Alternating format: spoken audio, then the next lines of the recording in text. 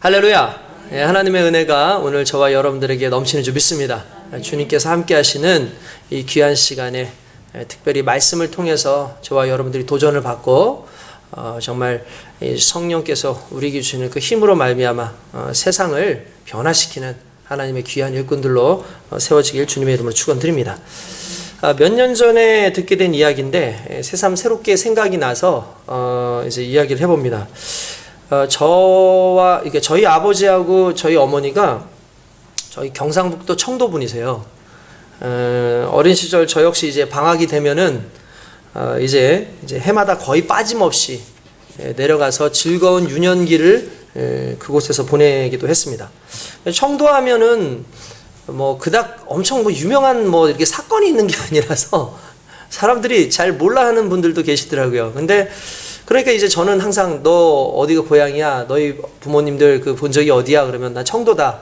청도가 어디야? 하면은 제가 청도 얘기를 해줘야 되잖아요. 그러니까 이제 청도 반시가 유명하다. 청도 반시, 그러니까 감이죠. 유명하다. 청도 소싸움 유명하다. 이런 얘기 해주고 청도 복숭아라든지 운문사, 최근에 온천, 그리고 청도는 또 미나리가 또 유명해요. 그래서 그런 것만 얘기하는 거예요. 그러다가 작년에 정말 유명한 일로 청도가 떴는데 청도 대남병원이라고 코로나 집단 감염에 발생지가 돼버리는 바람에 갑자기 청도가 유명해졌어요. 근데 그보다 더 유명한 게 신천지 이만희 교주가 청도 사람이에요. 그래서 새삼 청도를 알려줘서 고맙다고 해야 되는 건지 아닌지 참 그런데 최근 한 10년 사이로 해서 그 청도에 유명한 명소 하나가 자리를 잡게 되는 일이 있었어요. 그게 뭐냐면 철가방 극장이라는 게 있었습니다. 혹시 들어보신 분 있나 모르겠어요. 철가방 극장. 이게 뭐냐면은 이게 철가방 극장 그러니까 유명한 중국 음식점이 거기 있느냐 그런 게 아니라 그 코미디언 전유성 씨 아시죠? 코미디언 전유성 씨가 2007년도에 내가 전원 생활을 해보겠다고 그 풍광면에 있는 어떤 시골 마을에 이제 들어갔어요. 거기 가서 살려고 하는데 아무래도 이제 마을 사람들하고 함께 이제 어울리게 되고 이러다 보니까 이 마을을 위해서 뭔가 좀 했으면 좋겠다 라는 생각을 가지고 여기다가 이제 공연을 할 수 있는 개구 전문극장을 한번 만들어 봐야겠다. 멀지만 그러나 여기를 뭔가 좀 특성화할 수 있는 것을 좀 만들었으면 좋겠다. 그래서 마을 사람들과 함께 이야기를 하고 그리고 또 이걸 또 군청에다 얘기를 해가지고 이제 이 공연을 조그맣게 시작하다가 결국 2012년 정도에 철가방 극장이라고 하는 극장을 만들었어요. 그러니까 개그 전용 극장이었던 거예요. 그래서 여기서 청도 군청하고 같이 손을 잡고 열심히 이제 또 공연을 했습니다. 이 사람이 워낙 인맥이 좋은데다가 자기 제자들도 상당히 많잖아요. 그리고 이분이 그 단순히 코미디언만 아는 게 아니라 일반 가수라든지 다양한 탤런트라든지 이런 사람들을 많이 알고 있었어요. 그래서 그 사람들하고 교분이 있으니까 이 사람들이 와서 공연을 해주고 웃음을 찾는 사람들이라고 하는 그 우차싸 멤버들이 다 제자들이다 보니까 우차싸 멤버들이 아예 정기 공연을 이곳에서 하는 거예요. 그래서 2012년부터 2018년까지 무려 4,400여의 공연을 했어요. 그리고 찾는 사람들이 20여만 명이 넘는 관객이 찾았고 인구가 4만 명 정도밖에 안 되는 청보에 새로운 홍보탑의 그 역할을 해주게 된 거예요. 그러니까 이문세 씨 같은 경우도 지나가다가 그냥 들려가지고 거기에서 있는데 전윤성 씨가 야, 너 여기 와가지고 노래 한번 불러줘. 그러니까 그냥 거기서 그냥 즉석 공연이 된 거예요. 그러니까 사람들이 또 그러니까 그런 식으로 지나가다가 사람들이 와가지고 윤도현 씨 지나가다가 와가지고 노래 한번 불러주고 이게 막 유명해져가지고 이 청도에 이 철가방 극장이라는 것이 이 나름대로 청도군의 유명한 그런 홍보 장소가 되게 된 거죠. 그런데 그 주변에도 이제 당연히 이제 숙박업소도 생겨나고 상권도 살아나고 그러면서 청도에 갑자기 붐이 뭔가 일어나는 그런 모습이 있었다는 거. 그러다가 2018년도에 돌연 전유성 씨가 청도를 버리고 남원으로 이사를 가게 됩니다. 그냥 확 떠나버리게 됐어요. 그리고 그가 청도를 떠나가고 나자마자 철가방 극장도 무기한 폐장이 되고 폐관이 되고 이제 사람들도 이제 찾아오지 않는 그런 상황이 됩니다. 이유가 뭐냐면 이제 청도 이게 너무 계속해서 이렇게 발전을 하니까 청도 세계 코미디 아트 페스티벌이라고 하는 걸 이제 진행을 하게 됐는데, 그거를 3년 전부터 전유성 씨가 이렇게 공을 들여가지고 애써서 이렇게 하고 있었던 거예요. 근데 청도군에서 지금까지 모든 기획과 운영을 일임해서 진행해오던 그 전유성 위원장에게 일절 상의도 없이 자신들이 직접 관리 감독하고 재정을 집행하기 위해서 다른 기획사다 운영을 맡긴 거예요. 물론 공연은 너희가 해라. 그러나 기획 운영은 우리가 다른 곳에다 주겠다. 이렇게 얘기한 거죠. 그러니까 이 전유성 씨는 황당하잖아요. 자기네들이 다 준비를 해왔는데 이게 무슨 일인가 해서 자신을 통해서 이뤄온 업적들을 가르치려고 하는 그들의 모습에 상당히 분개했죠. 그래서 따진 거예요. 가서 어떻게 이럴 수 있냐. 도대체 누가 결제한 거냐. 어떻게 해서 이렇게 된 건지 일단 이유라도 알려달라고 하니까 그 군청 담당 직원이 뭐라고 얘기를 했냐면, 그것까지 우리가 당신에게 꼭 보고를 해야 되냐. 이렇게 얘기를 한 거예요.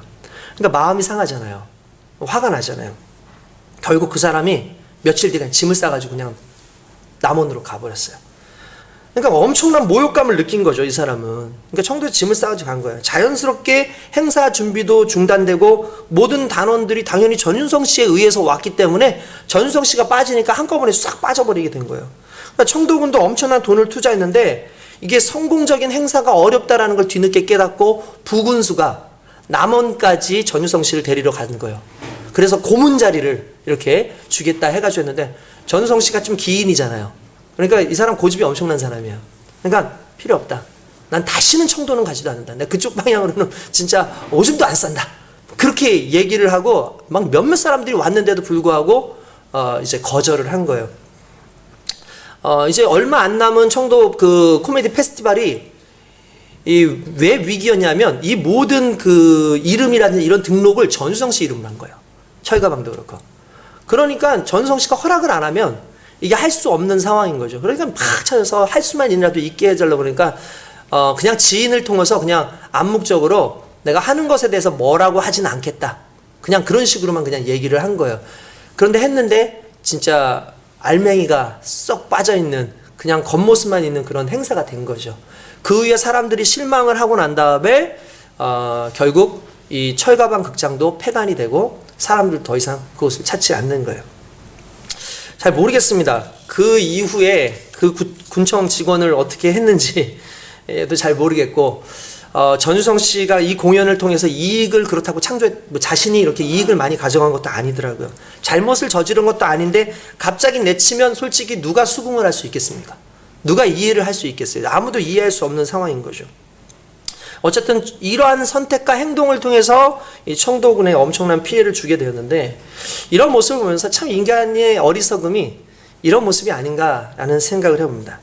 그런데 이러한 어리석음과 비슷한 모습이 우리 믿는 자의 모습에도 있다라는 걸 우리는 생각을 해야 돼요. 지금까지 하나님께서 나의 주인이 되시고 교회의 주인이 되시어서 함께 해주시고 은혜 주시고 이끌었는데, 어느 순간 내가 해볼 만하다고, 내게 능력이 좀 생겼다고 교만해지고 하나님께 헌신하는 것, 또한 하나님 앞에 나아가는 모든 것들을 생각해 보니까 계산적으로 갈 수밖에 없는 우리의 모습이, 하나님의 뜻을 따르는 것이 불편하다고 하나님이 배제된 인생과 교회를 꾸며가려고 하는 것이 아닌지 항상 우리는 두려운 마음을 가져야 된다는 거예요. 지금까지 우리의 삶 가운데 함께 하셨던 하나님, 지금까지 우리를 지켜주셨던 하나님, 그래서 어려울 때는 새벽마다 밤마다 늘 기도하고 부르짖던 성도가, 그 교회가 이제 살만하고 부유해지니까 어느 순간 하나님을 배제하고 떡하니 내가 주인이 되어서 살아가는 이 모습이 현재의 우리의 모습이 아닐까라는 생각을 해보고, 우리의 삶에서 배제되어진 하나님의 자리는 우리 안에서 정말 없어져 버린 그 하나님의 자리는 과연 어디에서 되찾을 수 있는가를 우리가 늘 생각하고 살아야 될 줄로 믿습니다. 도대체 무슨 이유로 우리가 그렇게 했을까? 결국 그 군청에서도 무엇을 하려는 거냐면 바로 이런 거예요. 내 자신이 주도권을 잡고 일을 하고 싶었던 거예요. 그러니까 전유성 씨가 아니라 청도 군청이 직접 한번 좀 이렇게 좀 통제를 해보고 싶은 그 마음이 있었다라는 거죠. 그러니까 자신의 통제권 아래 두려고 했다는 거예요. 여기서 나오는 단어인 통제권이라는 단어가 상당히 중요합니다. 여러분, 내가 직접 통제해야 된다는 강박관념이 모든 사람들에게 있어요. 그래야 불안하지 않아요. 여러분 그렇지 않습니까? 우리의 삶을 이렇게 살아보면 대부분 우리가 무엇에 집착하냐면은 내가 어떤 삶을 살든 그 삶에 내가 직접적인 통제를 해야지만 내가 불안하지 않다라고 생각을 한다라는 거예요. 여러분 그렇지 않습니까? 우리가 전에도 말씀드렸지만 비행기를 탈 때가 자동차를 탈 때보다 사람들이 더 불안함을 느낀다는 거예요. 그럼 이유가 뭐냐? 그걸 생각해 보니까 자동차는 우리가 운전하기가 쉽고 운전해 왔던 것이고 그리고 땅에서 가는 거예요. 사람은 땅에서 살죠. 그러니까 땅에서 움직이는 것들 이런 것들에 대한 통제가 할 수 있을 거라는 생각을 해요. 근데 비행기는 땅하고 전혀 상관없는 하늘이에요. 그리고 비행기를 운전하는 것은 일반적인 사람이 할 수 있는 게 아니라 고도에 숙련되어진 그런 기술자라고 할 수 있는 그런 기장만이 운전을 할 수 있기 때문에 우리의 통제가 가능하지 않기 때문에 날아가는 동안에 100% 그냥 기장을 믿고 가야 되기 때문에 우리에게 통제권이 없기 때문에 상당히 불안하다는 거예요.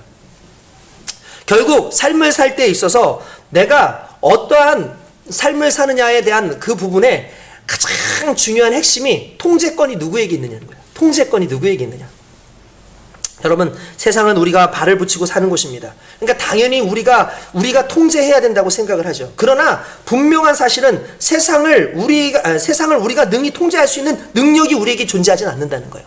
세상은 하나님께서 창조하시고 무엇보다 우리를 창조하신 분이 하나님이라는 사실인 거죠. 그런데 우리는 그분의 은혜도 정상 궤도에 올라갔다고 생각하는 순간 스스로 주인이 되려고 한다는 거죠. 군청 직원과 다를 것이 무엇이 있는가라는 걸 좀 생각해 볼 필요가 있다는 거예요. 자신의 업적을 위해서 자신들의 통제권에 두려고 하다가 모든 것이 날아가 버리는 그런 상황인 것처럼 우리가 우리의 인생 가운데 내가 어느 순간 내 인생을 통제하겠다라는 생각을 갖고 그렇게 내 삶을 주인이 되어서 살아가는 순간 지금까지 나에게 함께 하셨던 그 하나님의 은혜 가운데 우리의 삶을 지배하는 모든 하나님의 것을 다 버리고 결국 더 불안한 인생을 살아가야 되는 게 우리의 모습일 수 있다라는 그 두려움과 또한 그런 것을 깨닫고 회개하는 모습이 저와 여러분들 속에 있어야 될 줄로 믿습니다. 여러분 일본의 그 후쿠시마 원전을 한번 생각해 보십시오. 그들이 철저하게 통제하고 안전하다고 일본 국민들에게 그리고 세계 사람들한테 그렇게 선전했습니다. 절대 문제가 되지 않는다. 절대 발생하지 않는다. 자신들의 통제가 상당히 철저하고 이건 과학적 기술의 집합체이기 때문에 절대로 문제가 없다라고 말했습니다. 그러나 몇 년 전 인간의 오만함을 넘어서 하나님의 영역 안에 있는 대자연의 지진과 쓰나미에 후쿠시마 원전에 사고가 생기죠. 그리고 엄청난 방사능이 거기서부터 나와서 피폭되면서 많은 사람이 죽기도 하고 병들기도 하고 그 일대가 오염되고 그 일대의 오염뿐만 아니라 인접 국가 심지어 우리나라에까지 피해를 주는 이러한 안타까운 상황이 됐다는 거예요. 여러분 우리가 잘 알고 있는 타이타닉 선장이 타이타닉 딱 만들고 출항할 때 뭐라고 했는지 아십니까? 입에는 하나님이라도 침몰시킬 수 없다고 그렇게 얘기했어요. 그만큼 엄청난 기술력으로 만들었다 깨발정 떨더니 결국 바닷속에 잠겨 있습니다. 스스로 교만해져서는 안 돼요. 통제는 나의 영역이 아니라 하나님의 영역이고 철저하게 하나님께 나를 맡기는 순간 이 모든 문제가 해결해야 될 줄로 믿습니다. 여러분 여기에서 한 가지 더 우리가 두려워해야 될 부분이 있는데 그것이 뭐냐면 특별히 우리가 두려워해야 되는 것은 우리의 통제권이 이 세상에만 있지 않다는 거예요. 우리의 통제권이 하나님의 말씀에까지 손을 뻗고 있다는 게 문제라는 겁니다. 심지어 이제 우리는 하나님의 말씀까지도 우리가 통제해서 우리의 삶의 방식, 나의 사상 또는 나의 여러 가지 신념에 하나님의 말씀을 꽤 맞추고 그 말씀을 가지고 나를 포장하고 나를 더 드러내기를 원하는 그런 일들을 하고 있다는 것이 이게 상당히 두려운 일이라는 거예요. 오늘날 수많은 교회들이 어느 순간 그리스도의 복음보다는 복음 외적인 부분 또는 나름대로 가시화되어서 눈에 앞에 보이는 어떠한 발전된 모습을 보여주기 위해서 나름대로 성경을 이용하는 교회들도 얼마나 많은지 모릅니다. 믿는 사람들도 자신의 사업을 위해서 하나님 말씀을 빗대어서 그것을 통해서 나는 무조건 발전한다. 나는 무조건 잘 되어진다. 이런 식으로 자기 스스로를 얘기하고 하나님의 뜻을 묻지 않고 하나님이 원하시는 바를 묻지 않고 달려가는 경우가 너무 많다라는 거예요. 저와 여러분들이 항상 주의하고 살아야 될 줄로 믿습니다. 가끔 이제 좋은 교회들을 찾아서 이렇게 순례하는 것처럼 이렇게 돌아다니면서 목사님 설교도 들어보고 그 교회를 어떤 교회인지 한번 살펴보는 그런 분들도 있고 저희도 옛날에 대학원 다닐 때 이제 신학교에서 과목 중에 하나가 이제 교회 성장학 이런 곳에선 성장한 교회에 가서 그런 것들을 한번 살펴보고 오는 그런 부분들이 있었어요. 가보니까 명불허전이라고 진짜 성장하는 교회는 성장하는 이유가 있어요. 보니까 상당히 성장하는 이유가 있고 너무나 대단합니다. 그래서 거기에 있는 말씀, 그 당시엔 테이프니까 테이프 같은 거 가지고 들어가서 목사님 설교도 들어봐서 좀 분석도 해보고 또 이런저런 것도 다 분석해보고 그렇게 하니까 참 은혜스럽고 좋은 말씀들이 많이 있었어요. 그런데 어느 순간 깨닫게 된 것이 뭐냐면 그렇게 좋은 시스템과 좋은 은혜스러운 말씀과 성도들의 찬양의 그 은혜와 이런 모든 것들이 너무 참 감사한데 좋기는 한데 예비시 찬양할 때면 가슴이 뜨거워지고 말씀을 들을 때면 흐르는 눈물에 주체할 수가 없습니다. 그러니까 시간이 성경 말씀이 지나가는데 너무 시간이 후다닥 지나간 것처럼 언제 이렇게 지나갔지 않처럼 은혜를 충만히 받고 또한 짧은 인사로 헤어지면서 성도들이 기쁨 가운데서 인사하는 그런 모습들, 집으로 발걸음을 옮길 때 너무나 부드러워진 그런 마음을 저뿐만 아니라 수많은 사람들이 느꼈다는 거예요. 근데 문제는 뭐냐면 우리가 어느 순간에 거기에만 머물러 있어요.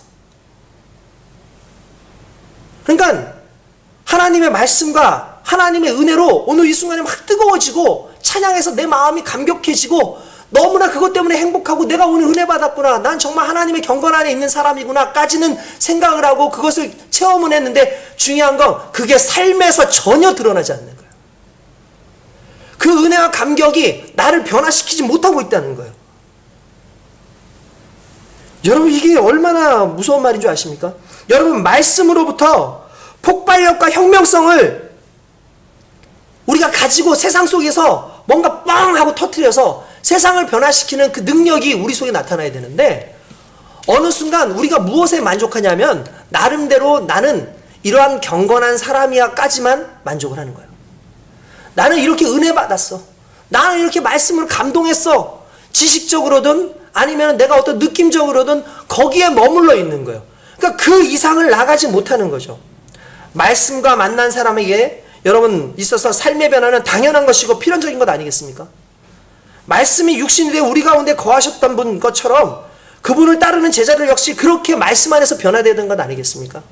성경에 보면은 요한복음 1장 14절에 그 말씀은 육신이 되어 우리 가운데 사셨고 우리는 그의 영광을 보았다고 그렇게 되어 있어요. 무슨 말이냐면 말씀이 육신이 되었다고 되어 있어요. 여러분 예수 그리스도께서 말씀이 육신이 되셨는데 육화된 말씀인 거죠.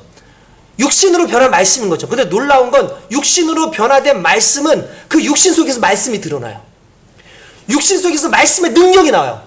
말씀의 파워가 있고 그 예수 그리스도의 그 육신을 통해서 하나님 말씀이 아닌 것이 없는 걸 발견하게 되는 거죠. 그러니까 말씀이 육신이 되었다라는 그 말 속에는 단순히 그냥 감정적으로나 내가 지식적으로 내가 구원받은 사람이구나에 멈춰있는 게 아니라 한 단계 더 나아가서 나의 이러한 모든 것들이 세상 가운데 하나님의 영광을 드러내는 변화된 모습으로 말씀이 완전히 삶으로 드러나는 부분이라는 거죠. 곧 우리가 그리스도의 제자일 뿐만 아니라 예수 하나님께서 우리를 말씀으로 낳았다고 성경은 이야기하고 있다는 사실이에요. 오늘 본문이 바로 그것을 이야기하고 있지 않습니까? 본문 18절에 보면은 이렇게 되어 있습니다. 17절부터 보니까 온갖 좋은 은사와 온전한 선물이 다 위로부터 빛들의 아버지께로부터 내려오나니 그는 변함도 없으시고 회전하는 그림자도 없으시니라. 그가 그 피조물 중에 우리로 한 첫 열매가 되게 하시려고 자기의 뜻을 따라 함께 시작 진리의 말씀으로 우리를 낳으셨느니라. 할렐루야. 진리의 말씀으로 우리를 낳으셨대요. 무슨 말입니까? 진리의 말씀으로 우리를 태어나게 하셨다는 거예요. 그러면 우리는 곧 말씀 덩어리여야 된다는 거예요. 우리의 삶도 말씀으로 육화되어야 된다는 거예요. 근데 어느 순간 우리는 말씀이 되지 않아요. 우리는 어디서 나아가서 영향력인 파괴력을 주지 못하고 있어요. 그리스도 예수의 말씀은 어떤 능력이었습니까? 나가서 그 말씀이 선포되어지는 곳에 예수님이 가시는 곳마다 기적이 일어나고 예수님이 가시는 곳마다 생명이 일어나고 예수님이 가시는 곳마다 영적 싸움의 승리가 일어나고 예수님이 가시는 곳에 최종적으로 인간의 구원의 놀라운 역사가 일어났다는 거죠. 그게 바로 말씀이 육신이 되어 나타나신 예수님의 모습이었다는 거예요. 근데 우리는 어떻습니까? 우리는 말씀이 육신으로 나타난 예수님처럼 우리도 그리스도 예수가 우리 안에 있는 순간 우리도 말씀 안에서 나아진 존재예요. 근데 말씀의 변화가 우리 속에 없어요. 말씀으로 말미암아 살아가는 모습이 우리 속에 없는 거예요. 이게 결국 말씀이 되지 못한 우리의 모습이라는 거죠. 철저하게 우리는 말씀을 통제해요. 철저하게 말씀도 내 나름대로 내 능력대로 사용하려고 내 상황에 맞추려고 애쓰고 노력한다는 거죠. 근데 말씀은 그런 게 아니에요. 말씀이 들어오면 내가 말씀에 맞춰지게 돼 있어요. 말씀을 통제한다는 건 말씀이 주인이 아니라는 거예요. 그래서 말씀의 능력을 따라 살려는 것이 아니라 내 나름대로 교회의 어떤 나름대로 그 상황과 현실에 따라서 말씀을 적용하고 그것을 활용하는 데만 있지, 말씀을 우리 삶 가운데 나에게 완전히 받아들여서 나갈 때마다 놀라운 폭발력을 가지고 복음을 증거하고 삶에서 그리스도의 사람으로서 야, 이 사람이야말로 정말 그리스도의 사람이구나라는 걸 그렇게 얘기해 줄 수 있는 능력이 우리 속에 없다는 건, 이건 어떻게 보면은 일상적으로 진짜 지식화돼 있고 그냥 감정적인 부분에 머물러 있는 교회 안에서의 경건을 추구하는 그런 백성들이라는 거예요. 오늘 저와 여러분들이 그것을 두려워해야 됩니다. 욕망의 습기로 축축해서 불꽃이 타오르지 못하는 영혼, 그게 우리가 아닌가를 생각해 봐야 된다는 거예요. 말씀마저 자기 통제에 두려는 인간의 욕망은 인간이 얼마나 구제불능에 죄악된 존재인가를 지금도 우리로 하여금 드러나게 하는 건 아닙니까? 그래서 말씀이 우리 속에서 역사해야 돼요. 마커스 보그라고 하는 분이 성경을 새로운 패러다임으로 좀 보자고 그렇게 얘기했어요. 그래서 역사적이고 은유적이고 성례전적인 이라는 단어를 3개를 썼어요. 이게 무슨 말이냐면, 성경이 고대 이스라엘과 초기 기독교 공동체를 위해서 기록된 거니까 역사성을 가지고 있잖아요. 그렇죠? 역사적이다. 그러니까 항상 그 토대를 거기다 둬야 된다. 그 말씀에서 나오는, 그 성경에 나오는 이것이 그냥 어느 날 우연찮게 나오는 무슨 소설이 아니라 실제로 역사적인 사건이라는 거예요. 그러니까 그리스도 예수의 십자가 사건도 진짜 있었던 역사적 사건이고 부활도 놀라운 역사적 사건이라는 거죠. 그리고 거기에 한 단계 더 나아가서 이거는 문자 이상의 의미를 가지고 있는 거잖아요. 성경은 그냥 읽는 그냥 문자가 아니란 말이에요. 그 문자는 살아있는 문자고, 그 문자는 우리에게 생명을 전하고 있고, 그 문자는 우리의 삶을 변화시킬 수 있는 능력이 되는 문자이기 때문에 그건 문자 이상이다 라고 해서 은유적이다 라고 그렇게 표현을 하는 것이고, 또한 신성한 것을 매개할 수 있다는, 하나님과 인간을 연결해주고 거룩함을 우리에게 매개해준다라는 부분에서 성례전적이다 라고 얘기를 합니다. 여러분, 우리가 성찬을 대하지 않습니까? 성찬을 대하는 걸 뭐라고 얘기냐면은 그리스도 예수를 경험하는 거예요. 그 의미예요, 성찬이라는 게. 그렇다면서 너희는 내 살과 피를 기념해라 라고 얘기를 했단 말이에요. 그 말은 무슨 말이냐면, 거룩하신 하나님의 아들 그리스도 예수를 우리가 경험하는 가장 중요한 하나의 행사고, 또 그것은 중요한 그 성례전이라고 할 수 있는 거거든요. 그러니까 어떻게 보면은 거룩함을 만들어주는 성례전. 근데 이건 외형적으로만 아니라 결국 하나님을 경험하게 하고, 하나님을 경험할 뿐만 아니라 그분 안에서 진정한 나의 삶을 깨닫게 하는 그 중요한 역할을 하는 게 결국 말씀이거든요. 그러니까 이 3가지, 역사적이고 은유적이고 그러면서도 지금 방금 전에 말했던 성례전적인 이 3가지가 함께 가야 된다고 그렇게 얘기를 했어요. 그러니까 역사를 통해 배경을 연구하고 역사 자체를 타산지적으로 삼고 말씀 속으로 들어가 깊이 묵상하고 오늘의 상황과 관련된 새로운 의미를 재구성하고, 무엇보다 그것이 내 삶 속에서 예배가 되도록 말씀을 살아내야 한다는 거예요. 그것은 곧 성경의 삶을 척도로 삼아 그 말씀을 기준으로 삼고 자기 삶을 조율하는 거예요. 무슨 말이냐? 결국 말씀이 우리를 조율케 해야 된다는 거예요. 여러분, 기준음이라는 걸 들어보셨습니까? 기준음. 이제 그 공연 같은 데 보면, 이제 클래식 공연을 딱 가면 이제 오케스트라가 딱 나오죠. 그럼 오케스트라 딱 나오자마자 거기에 바이올린, 특별히 바이올린 그 이제 악장이라고 하는 사람이 딱 나와요. 그러면 그 대표되는 한 사람이 A키, 그 저기 지금 우리로 하면은 A니까 가장조, 그러니까 라겠죠. 라 음을 하고 맞춰줘요. 그러면 모든 사람들이 조율을 그 음에다 맞추는 거예요. 하면은. 왜냐하면은 이제 갑자기 가져왔기 때문에 그 음이 좀 서로 다를 수 있잖아요. 음이 다른다 할지라도 지금 이 A도 뭐 만약에 이 사람이 A키를 쳤는데도 이 A키 친 사람이 조금 약간 조율이 안 됐어도 그 A키에다 모든 사람이 맞추면 다 똑같은 소리가 나는 거거든요. 그러니까 어쨌든 간에 그 A 키에다가 그 라라고 하는 라 하는 그 음에다가 모든 걸 맞추기 때문에 그 음이 기준음이 되는 거예요. 그럼 그 기준음을 맞추면 모든 사람들이 그 기준음에 의해서 다 악기를 조율하고 그래야 아름다운 연주가 나올 수 있는 거죠. 성경이 기준음이라는 거예요.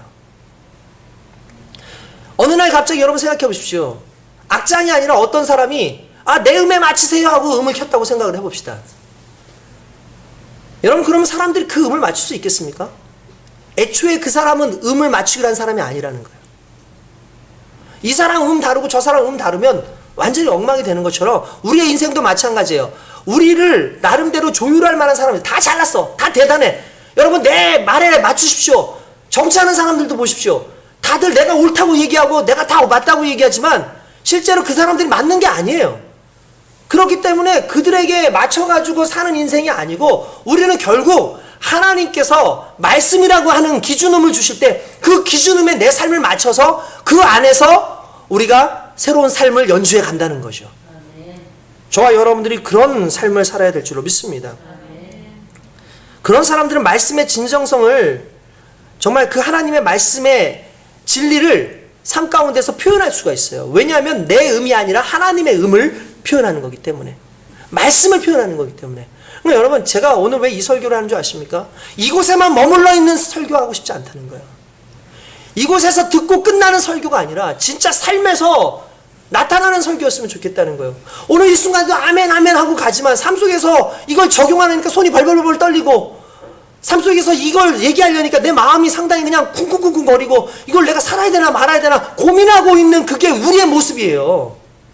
결국 말씀이 육화되어서, 다시 말하면 말씀이 내 삶이 되어서 그렇게 사라지지 않으면 여전히 우리는 하나님이 아니라 내가 나를 통제하고 내가 내 삶을 통제하려는 어리석음 가운데 있는 거랑 똑같기 때문에 오늘 저와 여러분은 철저하게 하나님의 말씀에 맞춰서 살아가는 귀한 인생을 살아야 될 줄로 믿습니다.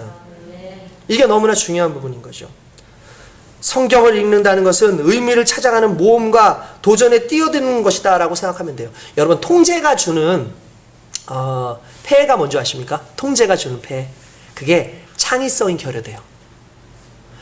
여러분 아이들한테 창의적인 것을 가르치잖아요. 그죠? 근데 창의는 가르칠 수 있는 게 아니에요. 우리가 옛날에 막 그런 거 있었거든요. 뭐 사람들이 이제 막 창의성 교육 그리고 뭐 EQ 그래가지고 사람들이 이제 감성 교육을 해야 된다. 그래야 창의성이 발달한다. 뭐 EQ 뭐 이런 거 얘기하고 창의성 교육하고 그러는데 갑자기 창의성이라는 말이 막 나오니까 창의성 학원이 생겼어요.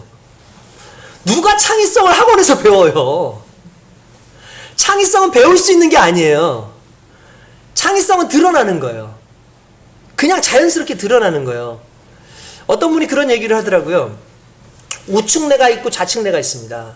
좌뇌, 우뇌 많이 들어보셨을 거예요. 그죠? 그래서 좌뇌와 우뇌 중에서 이 좌뇌가 실질적으로 계산적인 능력이 있고 좌뇌에서 엄청난 그런 계산과 이론적인 논리가 나온다는 거예요. 근데 우뇌는 반대로 창의성이 이 우뇌에서 나오는데 이 창의성은 감성과도 관련이 있어요. 그러니까 창의성이 나오는 거예요. 그러면 언제 창의성이 나오는 줄 아십니까? 놀랍게 좌뇌가 고갈될 때 우뇌에서 창의성이 나온대요. 이게 여러분 지금 이 오른손 있죠? 이 오른손을 지금 관장하는 게 어딘 줄 아세요? 좌뇌예요. 좌측뇌예요. 이게 반대로 돼 있어요. 이렇게 X자로. 그러니까 이쪽은 이쪽이죠. 그래서 은근히 왼손잡이나 왼발잡이가 다 그런 건 아니지만 이거는 어디까지나 통계적으로요. 왼손잡이와 왼발잡이 옛날에는 못 써! 그러면서 빨리 오른손. 그래서 이거 오른손 바른손이라 그랬잖아요. 그래서 안 된다고 막 그렇게 했는데 지금은 좌측 손이나 좌측 발을 쓰는 친구들이 창의력이 높아요. 창의력이 높은 친구들이 많다는 거예요. 왜냐하면 우뇌가 많이 사용이 되기 때문에 그렇다라는 거예요. 근데 내가 좌측뇌가 거의 이제 어느 정도 딱 막혀지는 그 순간에 우측뇌가 돌아요. 그래서 여러분 멍 때린다는 게 뭔 의미인지 아시죠? 생각을 하지 않는다는 거거든요. 생각을 하지 않는 그 순간에 창의력이 돌아요. 창의력은 생각으로 되는 게 아니기 때문에 그렇다라는 거예요. 어느 순간 이 창의력이 막 발달되는 거예요. 근데 좌뇌가 하고자 하는 그런 일 중에 하나가 뭐냐면 통제하는 거예요. 좌뇌는 나를 통제하고 내 생각을 통제하고 나를 계산하려고 그래요. 그래서 그 틀 안에 넣으려고 그래요. 그러다 보니까 그 틀 안에 넣는 것들을 우리는 어렸을 때부터 애들한테 주입을 시키죠. 우리의 삶에 주입시키잖아요. 그러니까 그 통제 안에 벗어나지 않게 하려고 그래요. 왜냐하면 불안하니까. 그 통제 안에 있으면 좋으니까. 근데 통제를 넘지 않으면 창의력이 나타나지 않는 거예요. 여러분 이게 왜 중요한 줄 아십니까? 우리가 정말 말 그대로 우리의 성령의 역사는 창의적인 역사인 거예요. 내가 지금까지 알지 못했던, 내가 지금까지 안전하다고 생각했던 그 틀을 뛰어넘어요. 그리고 가게 하고 그것을 이루게 하고 그 속에서 펑 하고 폭발하게 하고 그 속에서 새로운 것들을 하는 창의력이 있는 신앙인이 돼야 된다는 거예요. 그래야 지금의 그냥 내가 안주해가지고 이 정도 선에서 신앙생활 하면 되지 그 이상을 넘어갈 수 있는 거예요.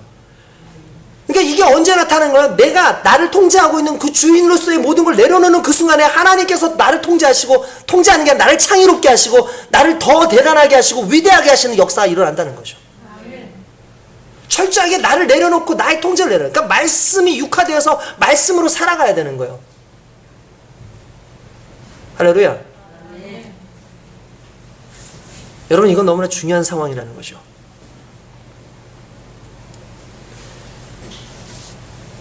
여러분 우리가 우리 스스로를 망가뜨리고 있는 것은 아닌가 생각해야 됩니다. 하나님은 우리를 창의롭게 하길 원해요. 하나님은 우리로 하여금 신앙적 창의가 있어서 내가 가는 곳마다 함께 살아나고 많은 사람들이 생각지도 못했던 그 안에서 구원의 놀라운 역사가 일어나게끔 하시고 왔는데 우리는 그냥 이 안에만 머물러 있고 그냥 직장 안에서 그냥 나 하나 크리스찬 나 하나 유지하는 거에 바빠요 다. 그게 아니라 나 하나 유지하는데 하나님께서 여러분들을 교회로 세우신 게 아니에요. 흩어지게 하시고 떠나가게 하시고 수많은 곳에서 능력이 있게 하셨다라는 거죠. 창의력은요 결국 그 안에서 머물러 있음이 아니라 떠나갈 때 나타나는 거예요. 복음의 전파가 어떻게 해서 일어난 줄 아십니까? 하나님의 계획 가운데 복음의 전파가 스데반의 고난 이후에 복음의 전파가 일어났어요. 이스라엘 모든 하나님의 백성들, 특별히 예수를 믿은 사람들이 예루살렘에 머물러 있어서 자기들끼리 교회를 세우고 거기서 감사하면서 완전히 하나님의 왕국을 세워서 거기서 살려고 했던 거예요. 그런데 그러다 보니까 복음이 전 세계로 전파가 안 되겠죠. 그러니까 하나님께서는 이들의 그러한 자신들만의 왕국의 통제력을 부서뜨리기 위해서 스데반이라고 하는 사람을 죽여요. 죽이심으로 하면 사람들이 고난을 당하고 핍박이 있으니까 이 나라 저 나라로 다 흩어져 버리는 거죠. 그때 복음이 증거된 거예요. 그것도 안 되니까 아예 그냥 예루살렘 자체를 글라우디우스 황제 때 아예 그냥 이스라엘 사람들은 아예 못 오게, 들어오면 무조건 죽이라고 얘기한 거예요. 그러니까 거기에 있었던 모든 남은 교회들까지 다 전 세계에 흩어져 가지고 오늘 우리가 그리스도의 복음을 증거받고 오늘 이렇게 하나님의 자녀로 설 수 있었다라는 거죠. 복음의 그 놀라운 창의적인 놀라운 역사가 그 통제의 틀을 깨고 말씀으로 변화돼서 우리의 삶 가운데 오는 순간 세상이 변화되는 귀한 은혜가 있는 줄로 믿습니다. 여러분 우리는 어떻게 보면 너무나 인공적인 그러한 만들어진 신앙 속에서 살고 있는지 몰라요. 그래서 이게 예배의 틀이야, 이게 예배의 형식이야, 이게 은혜야, 이게 말씀이야. 대형 교회를 다 따라가려고 그러고 어떤 큰 교회에서 하는 것이 정말 그게 옳은 거라고 생각을 하고 거기에 있는 그대로 다 살아가는 그 모습, 그거 중요한 거 아니에요. 저희 그 고모님 댁에 몇 년 전에 갔었는데 고모님이 저는 원래 이제 청소년 사역을 좀 많이 하고 저도 그렇고 우리 성도들도 제가 옷에 대한 규제를 안 주잖아요. 뭐 교회 옷을 뭐 어떻게 입고 왔다고 해서 왜 그렇게 입고 와 그렇게 얘기 안 하잖아요. 그러니까 저도 좀 자유롭게 좀 옷을 입는 편이에요. 근데 그 교회 이렇게 그 고모한테 인사를 했는데 고모는 큰 교회 이제 권사님이거든요. 그러니까 권사님 저한테 그래요. 이거 오해하지 말고 들으세요. 야, 너희 교회는 너 옷 해주는 사람도 없냐? 그렇게 얘기를 하시더라고요. 뭐 이렇게 후질구란하게 입고 다니냐 이런 의미예요. 그래서 제가 그때 머리를 긁적긁적하면서 저는 이게 편해가지고 이렇게 입는 거라고 얘기를 했어요. 별로 신경이 안 쓰였어요 저는. 그런데 근데 이제 일단 그렇게 얘기하니까 괜히 좀 그래. 근데 작년에 어느 목사님이 여자 목사님이신데 그분도 큰 교회 출신 은퇴하신 목사님이신데 제가 여기 우리 그날 여기 우리 저기 예배 드리기 전에 저한테 선물로 옷을 주셨어요. 그래서 감사하다. 바바리 코트 같은 걸 이렇게 반 코트 같은 거 뭐 보신 분이 있으실 텐데 코트 같은 걸 주셨는데 저한테 하시는 말씀이 목사님 뭐 입고 다니는 옷이 좀 그래가지고 저기 큰 목회 하신 목사님이 그렇게 입고 다녀서 되겠냐 그러면서 그거를 저기 아는 권사님하고 했다고 주시는 거예요. 제가 너무 감사하죠. 왜냐면 옷이 하나 생겼으니까 감사하죠. 근데 아무 생각이 없다가 어느 순간에 생각해 보니까 사람들이 큰 교회 목사님은 다 그렇게 입어야 된다고 생각하고, 사람들이 큰 교회 목사님은 좋은 차를 타야지 성공했다고 생각을 하는, 이게 이미 기독교의 문제라는 거예요. 아니 왜 허름하게 입으면 안 돼요? 성공한 교회의 기준이 뭐예요? 성공한 교회의 기준이 목사님이 뭐 7, 80평 아파트에 살고 성도들이 그래도 우리 목사님 말이야 나가서 창피하진 않게끔 해줘야지, 이게 교회의 어떤 성장입니까? 그게 아니라는 거예요. 모든 성도들이 나가서 그리스도의 복음처럼 살아야죠. 오늘날 교회에 지금은 솔직히 신학대가요 다 미달이에요. 저 때만 해도 신학과가 하면 막 4대 1, 5대 1 막 이랬었거든요. 근데 지금은 신학교가 미달이에요, 전부. 유명한 신학교부터 해가지고 뭐 교단 신학교는 다 미달이라는 거야. 안 가요, 안 가. 한때 근데 우리 때에는 어땠냐면 나가서 5대학 6대주를 내가 내 교구로 삼겠다고 막 그런 분들이 있어요. 원대한 꿈을 가지고 있죠. 딱 교회를 세우자마자 당회 독송 안 된 당회장실 이렇게 딱 해가지고 거기에 이렇게 목양실로 이름을 당회장실이라고 그렇게 얘기하고, 그렇게 막 가지고 우리는 여의도 순복음교회 같은 그런 큰 교회를 지향하겠다 그러면서 달려가셨던 그 모든 분들이 어느 순간 지금 눈에 보이지 않아요. 왜 그런지 아십니까? 그게 진리가 아니기 때문이에요. 말씀의 진리는 외형적으로 나타나는 그것이 아니라는 거예요. 근데 거기에 너무 빠져 있어. 막 이런 찬양을 해야 되고 저런 찬양을, 이런 세션들이 있어야 되고 이런 상황들이 있어야 된다고 생각을 하는 그런 착각 속에 살아요. 여러분 그렇지 않습니다. 하나님의 복음은 철저하게 낮아지는 것이고 철저하게 죽어지는 것이고 세상 속에서 말씀으로 나타나는 인생이어야 된다는 거예요. 어떤 젊은 부부가 기농을 했습니다. 농사를 지어서 그것을 가공해서 부가가치를 높이기로 했어요. 그들이 선택한 게 뭐냐면 참깨였어요. 참깨를 키워야겠다. 그래서 참깨라는데 좀 신통치는 않았지만 마침내 참깨를 수확을 했습니다. 참깨로 100% 진짜 참기름을 만들었어요. 그들이 그렇게 참기름을 만들었다는 소식이 전해지니까 사람들이 몰려들었어요.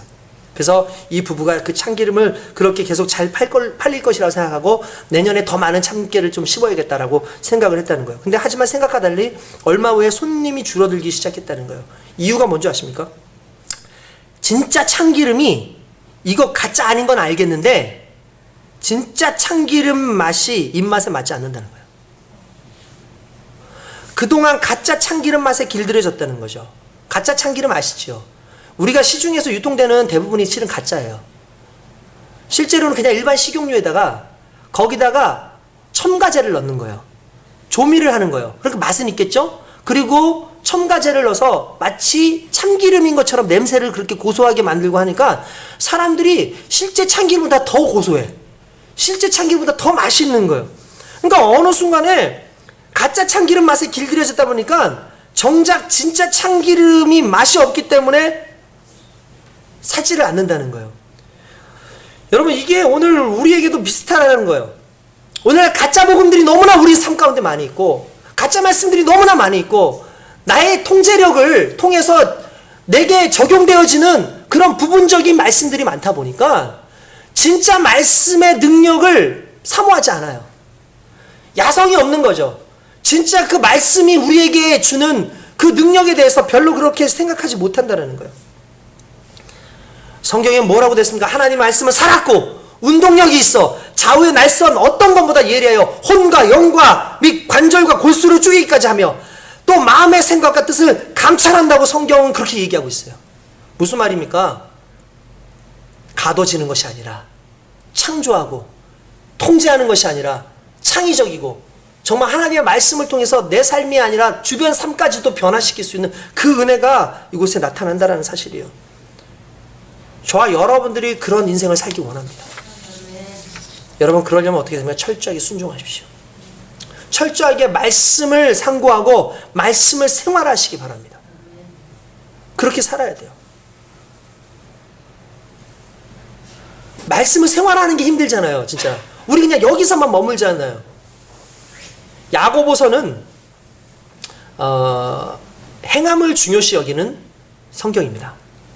우리가 로마서나 갈라디아서는 믿음을 상당히 중요시 여겨요. 그런데 이 야고보서는 행함을 중요시 여겨요. 그래서 마틴 루터 같은 사람들은 초기에만 해도 행함의 위주를 살고 있던 카톨릭에서 나왔기 때문에 야고보서를 좀 격화시켰어요. 그래서 이건 지푸라기 서신다 그렇게 얘기를 할 정도로 그렇게 얘기를 했는데, 그렇지 않아요. 성경은 야고보서를 통해서 말하고자 하는 게 뭐냐면, 너희의 믿음이 무엇으로 증명되냐면 너희의 행함으로 증명이 되는 거야. 너희의 행함을 통해서 말씀이 증명되어지는 거야. 결국 네가 말씀이고 네가 정말 말씀대로 살고 있다면 나아가서 행함으로 그 말씀이 살아있음을 보여줘야 된다는 거죠. 그러려면 전적으로 하나님께 나를 맡기고 내 인생을 나의 뜻대로 어떤 성공의 기준으로 살아가는 것이 아니라, 말씀이 요구하고 말씀이 원하고 말씀이 우리에게 명령하는 그것에 철저하게 나를 부시고 죽이고 나아가서 복음을 증거하고 사랑하고 나누고, 그렇게 온전한 헌신이 있어야 될 줄로 믿습니다. 요한 웨슬레가 그런 말을 했어요. 진정한 회개는 지갑부터 회개해야 된다. 사람들이 물질을 어디다 쓰는지 보면 그 사람의 삶이 드러나요. 그 사람이 그 돈을 가지고 무엇을 쓰느냐에 따라서 그 사람인 거예요. 내가 먹고 사는데 돈을 쓰는 사람은 그냥 먹고 사는 인생 사는 겁니다.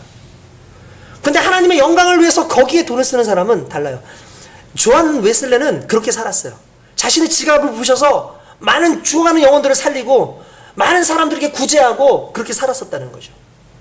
결국 죽지 못한 내 자아가 나를 자꾸 통제하려고 하는 그 순간에 나는 오히려 더 불안한 가운데 빠질 수밖에 없지만, 진정한 복음의 말씀은 나를 깨트려서 하나님의 은혜 가운데, 하나님의 영광 가운데, 하나님의 사람으로 내가 고난이 있다 할지라도, 내가 좀 못 산다 할지라도, 내가 어려움이 있다 할지라도 그 길을 달려가는 게, 그게 하나님의 말씀과 은혜 속에 있는 삶입니다.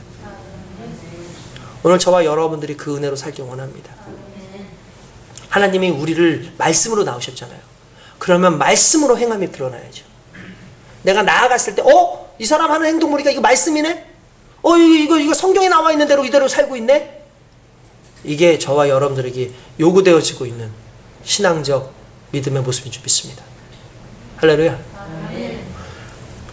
말씀 안에 삽시다. 아멘. 말씀으로 삽시다. 아멘.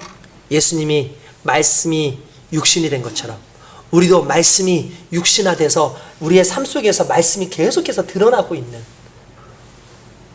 가짜 복음이 아니라 진짜 복음인, 그래서 살리는 역사가 나타나는 그 은혜로 살아가는 저와 여러분 되시길 주님의 이름으로 축원드립니다. 아멘. 기도하겠습니다. 우리 시간에 기도할 때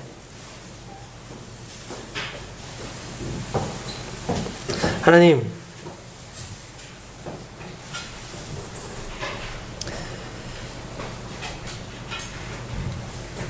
우리가 삶을 뒤돌아보니까 지금까지 이게 복음이다, 이게 말씀이다, 이게 신앙이다, 이게 경건이다라고 생각했던 모든 것들이 오히려 나의 믿음을, 하나님의 말씀을 통제하고 있었던 나의 알량한 그런 신앙적 지식이 아니었을까 모르겠습니다.